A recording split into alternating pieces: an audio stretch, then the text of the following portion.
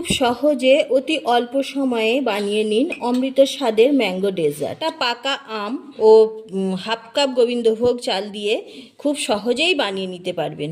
এই প্রচণ্ড গরমে ঠান্ডা ঠান্ডা ডেজার্ট খেতে অসাধারণ লাগে। চলুন বানিয়ে নিই। নমস্কার বন্ধুরা, আমার চ্যানেলে সকলকে স্বাগত জানিয়ে শুরু করছি আজকে একটা অমৃত স্বাদের ডেজার্ট রেসিপি। তার জন্য নিয়ে নিয়েছি হাফ কাপ গোবিন্দভোগ চাল আর একটা পাকা আম। আমি কিভাবে বানাচ্ছি দেখতে থাকুন। চ্যানেলটা সাবস্ক্রাইব করে পাশে থাকুন। পাশে থাকা বেলটা ক্লিক করুন যাতে যে কোনো ভিডিও আপলোড হলে আপনার কাছে পৌঁছে যায়। চালগুলো প্রথমে আমি খুব ভালোভাবে ধুয়ে নেব। ধুয়ে একটু হালকা গরম জলে আধ ঘন্টার জন্য ভিজিয়ে রাখবো। চালটা আমি খুব ভালোভাবে ধুয়ে নিয়েছি।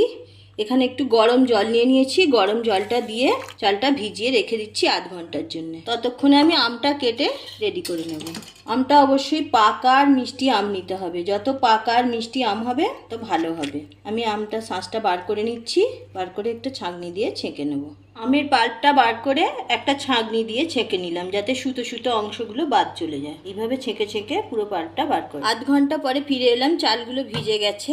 একটা মিক্সিং বোল নিয়েছি। এটা আমি পেস্ট বানিয়ে নেব। চালের পেস্ট বানানো হয়ে গেছে। একদম মিহি পেস্ট হবে না, একটু দানা দানা থাকবে। দেখুন এইরকম দানা দানা পেস্ট বানিয়ে নিয়েছি। একটা কড়াই বসিয়ে দিয়েছি। কড়াইয়ের মধ্যে একটু জল দিয়ে দিয়েছি। হাফ লিটার লিকুইড দুধ দিয়ে দিচ্ছি।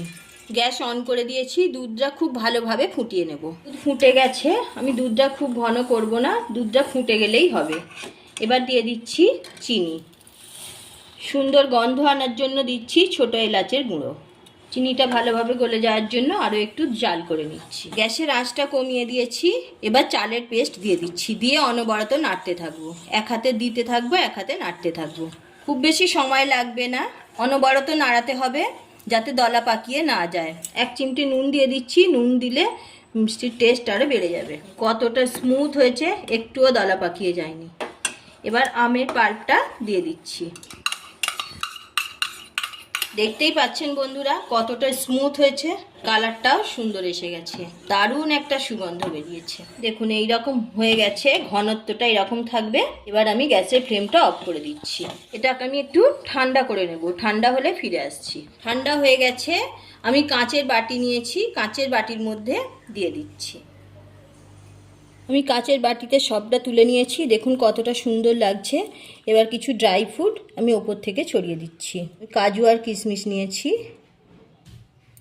দেখুন কত সুন্দর দেখতে লাগছে। আমি ওপর থেকে ড্রাই ফ্রুট ছড়িয়ে দিয়েছি। ডেজার্ট ম্যাঙ্গো ডেজার্ট একদম রেডি হয়ে গেছে। এবার আমি 2-3 ঘন্টার জন্য এটা নর্মাল ফ্রিজে রেখে দিচ্ছি।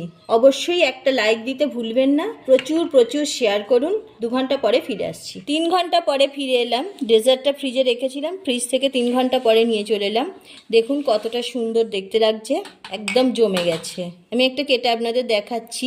দেখতেও যেমন সুন্দর, খেতেও কিন্তু অসাধারণ লাগে।